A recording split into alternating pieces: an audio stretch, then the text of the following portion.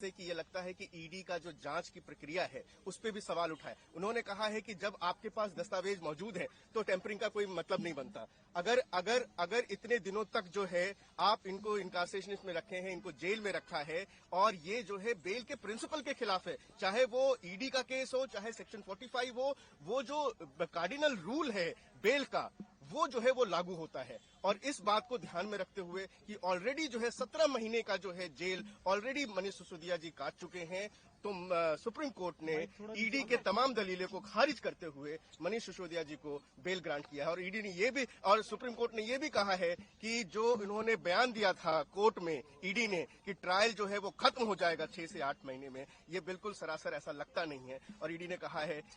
Supreme court ने ये भी कहा कि 463 गवाह हैं और लगभग 60,000 पेजेस की जो है दस्तावेज है, तो इस पे ट्रायल अभी जो है खत्म नहीं हो सकता। इन सभी चीजों को ध्यान में रखते हुए सुप्रीम कोर्ट ने ये कही कि जो अर्जियों वाली बात है जिसमें ट्रायल कोर्ट और हाई कोर्ट ने ये कहा था कि भाई जो इन लोगों की तरफ से अर्जियां दाखिल की गई आरोपियों की तरफ से उसमें देरी हुई, लेकिन सुप्रीम कोर्ट ने कहा कि जो मनीष की तरफ से अर्जियां दाखिल की गई हैं 14 सीबीआई ईडी के मामले में, 13 सीबीआई के मामले में, वो पत्नी से मिलने फाइल पर साइन करने वाली है और मनीष की तरफ से कोई देरी नहीं की गई है ट्रायल शुरू करने में। ये ट्रायल कोर्ट के जो आदेश था कि अपीलेंट यानी कि मनीष सिसोदिया जी ने ट्रायल को डिले किया है, उसको खारिज किया सुप्रीम कोर्ट ने। ये कहा कि जो भी जो एप्लीकेशंस लगी हैं वो एप्लीकेशंस पर्टिनेंट थी, वो एप्लीकेशन जरूरी थी और तभी लगाई गई थी, ट्रायल को डिले करने के लिए नहीं लगाई गई थी। और ट्रायल कोर्ट का फाइंडिंग जो है उसको डिस्कार्ड किया है। और ये भी आज सुप्रीम कोर्ट ने एक बहुत अहम बात कही है कि बेल के मामले में ट्रायल कोर्ट को और हाई कोर्ट को थोड़ा सेंसिटिव होना चाहिए ताकि जो है सुप्रीम कोर्ट में इतनी सारी बेल पिटीशंस ना आए।